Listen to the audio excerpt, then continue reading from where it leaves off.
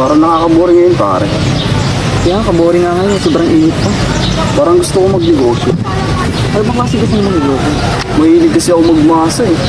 Parang gusto kong pagpasukin ng pagtitinapay sa paggagawa ng cake. Kasi wala pa akong idea ba't sa paggagawa nun.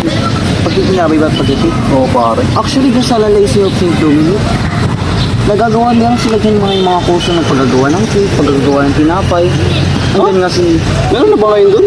Oo, meron dyan ngayon. Andyan nga si Chef Aris eh. Sino? Kung kumparihin natin. Si parang Miguelito? Oo, nandyan yun. Alis pala siya. Pwede ko kaya siya nakontakin ngayon? Pupuntakin mo pa. Tara, punta natin ngayon. Hindi na. Oo, may na. 75 years later. Ito na nga tayo lang si St. Dominic. Mukhang ito na nga yun. Oo, ito na yung St. Dominic. So, paano ka maka-inquire dito? Siguro magtanong ako muna sa taas. Sige, punta muna ako sa taas. Titignan ko. Matigil-tigil lang muna ako dito. Ayos ko na dito. 2,000 years later. Tagal naman ni parang yun eh. Makapag-painting nga muna dito sa school. Ito ng mga school nila dito ha. Kompleto pa sa usiklahan. Ayos pala dito. Teka, si parang Aris yun ah. Tropa! Ano ginagawa mo dito? Yan na nga eh, gusto ko sabihin sa'yo ngayon. Bala ko sana mag-negosyo, talagang may kumakatulong sa akin dito eh. Negosyo? Ano yung negosyo mo? Nabalita ko kasi nung nagtuturo ka na dito tungkol sa pagluluto ng tinapay at cake, kaya sa'yo ako lumapit na talagang matutulungan ko talaga ako sa paggagawa ng tinapay. Kasi yung pinapasa ko negosyo eh. Gusto ko kasi magmasa. Ay, hindi ka bibigo. Ako nila ilan na isa. Kasi yan ang tinuturo ko dito sa Lalaisi of St. Dominic. Talagang magandang turo dito eh. Pero gusto mo ba talaga matuto? Ay talagang gusto. Gusto ko kasi Baka naman mo siya. Baka naman pan-chicks lang yung Ayoko mong bumahay. Gusto ko talaga ng negosyo lang. gusto mo talaga matuto? Okay na talaga yung mga gusto dito eh.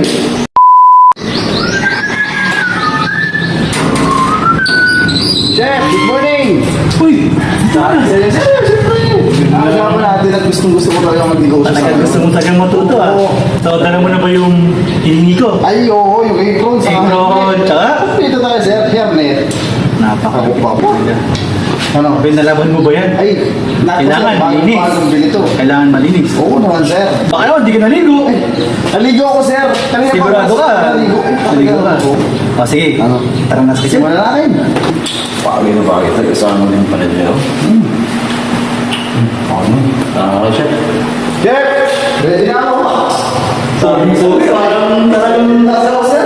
baby ka naman. Nakapagbugas ka naman ng kamay mo. Kailangan mo ba yun?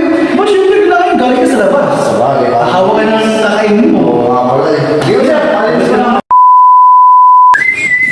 Kailangan ko na mag-bukas ng kamay. Bagay, para sa akin naman yun. Nakanta ko happy birthday para mas maayos. Happy birthday. What? To you. Happy birthday to you. Happy birthday, happy birthday. Happy birthday to you. Ayan, malinis na. Okay na to. Ayan, siyempre ready tayo sa towel. Okay na. Ayos na, linis na. Chef, okay na. Linis na. Wah, okay na ba yan? Oo, sir. Nagkanta ka ba ng happy birthday? Ay, talaga sir. Isang ulit. Para mas maganda. Yan ang gusto ko sa iyo eh. Ngayon, pagkatapos mo nang kukuha natin ng mga gagawin, kailangan natin ng tools para makagawa ka na ng iyong tinapay. Ay, gusto ko yan. Una, yung basket para po din yan.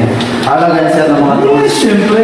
A few moments later. Ito lang sinabi ng kuhain ko eh. Chef! Okay na po siguro to. Okay mo talaga yun. Talaga sir.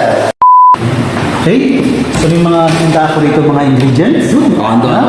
Meron ditong flour, meron ditong salt, meron ditong yeast, meron sugar, meron ding vanilla extra, meron ding egg, meron milk, at syempre hindi mawawala ang unsalted butter. Iyo.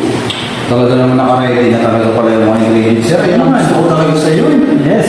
Wala nang problema. Ngayon, mag-megas tayo. Sige, sir. Sige, so kunin mo na yung strainer mo. Sige, sir. At ang iyong tubo. A few hours later. Ito na yung ating mga ingredients. So, kung ito sabi ko na sa iyo, bali, origay. Kasi sa mga bagay na ginagawa natin para malaman natin kung may mga kulang na ingredients. Tawag dito sa salita ng mga nagluluto, missing class. Sa English, tinatawag yung to put in place. To put in place, tatandaan ko na yun. Siyempre, para malaman mo kung may mga kulang ba sa ingredients, dapat ginagawa mo talaga ito. Matama. Okay, ngayon papaliwan ko sa iyo, mayroon dalawang klase o hinati siya dalawang parte. Una, meron tayong dry ingredients. Pangalawa, meron tayong liquid ingredients. Sisimulan ko na to. Simulan mo na yan, unahin mo na yung flour. Dapat, strain lagi ang flour, ang bread flour. Bakit kailangan natin strain ang bread flour? Para hindi sumama yung mga bubo, sir.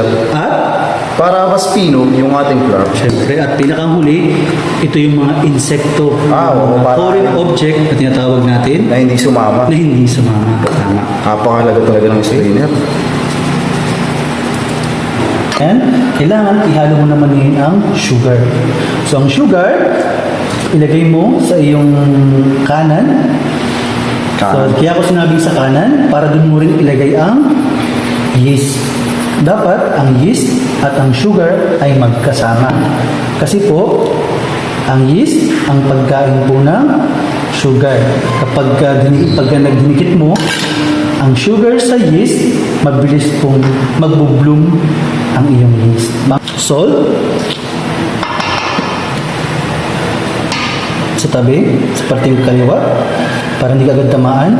So, bago mo haluin, i-fold mo muna ng konti, o haluin mo muna ng konti. Yan.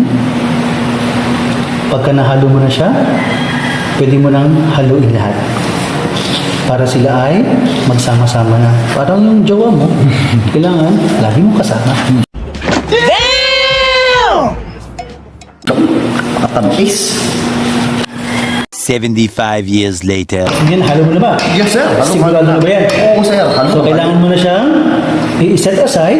Set aside mo na siya. Malagay mo na sa tabi. Yan. Ngayon, paghahaluin naman natin ang liquid. Nasaan yung virus? Okay. So, una, ilagay mo yung itlog tsaka yung milk. Paghaluin mo.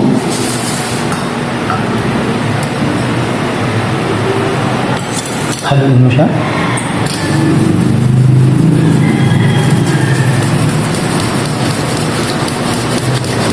Make sure nakahalo na mabuti yung iyong yolk. Huh?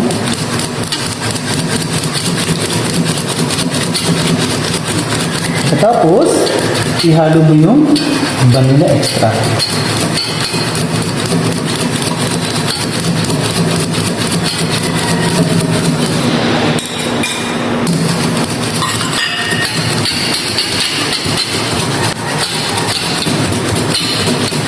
Okay na, halong-halo na ba yan? Okay na, Mekos sir. na, mekos na ba yan? Mekos na yung sound. Okay. A few moments later. So, nahalo mo na ba ito? Okay na, sir. Okay, pagkahalo mo niyan, kukunin mo na ulit yung iyong napaghalo-halong dry ingredient. Okay, sir. Na ito. Kunin mo yung iyong rubber scraper at maglagay ka ng tatawag natin well or butas sa gitna. So, para hindi ka mahirapang haluin, hindi tumakas ka agad yung mga liquid, kailangan natin lagyan ng butas sa gitna. Okay, okay na yan.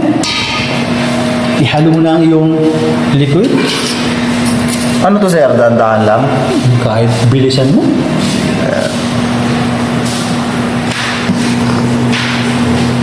So make sure halong-halo ha.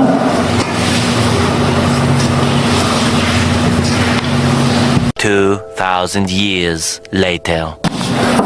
Ganyan. Okay na, So sir. after nyan, ilalagay mo na siya sa table at doon mo na continue imamasa.